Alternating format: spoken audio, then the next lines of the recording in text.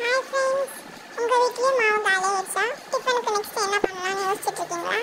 வாங்க, அப்போது இந்த வீடியோ உங்களுக்கான தான்.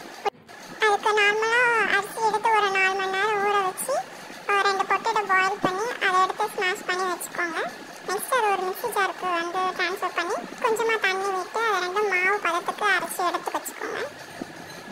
இந்த பதத்துக்கு அரைச்சி எடுத்து வச்சுக்கோங்க. அது ஒரு பாத்திரத்தில் மாற்றிக்கோங்க. மாற்றிட்டு ஒரு பெரிய ஆனியனை குட்டி குட்டியாக சாப் பண்ணி போட்டுக்கோங்க. துருவின கேரட்டுக்கு போட்டுட்டு ஒரு பச்சை மிளகாவை கட் பண்ணி போட்டுக்கோங்க. கொஞ்சமாக ஆப்ப சோடா, கொஞ்சமாக உப்பு போட்டு கலந்து ஒரு 10 மினிட்ஸ் போல் அப்படியே விட்டுட்டு அதுக்கப்புறமா நீங்கள் எப்பவும் போல் தோசை ஊற்றுற மாதிரி ஊற்ற ஸ்டார்ட் பண்ணிடலாம். ஆனால் ரொம்ப போட்டு தோசையை தேய்க்கக்கூடாது. ஒரு ஊத்தாப்பு சைஸ்க்கு நம்ம ஒரு தோசை மாதிரி ரெடி பண்ணி ஊற்றி அதுக்கு சைடிஷாக நம்ம மீனை வச்சு சாப்பிட்லாம்.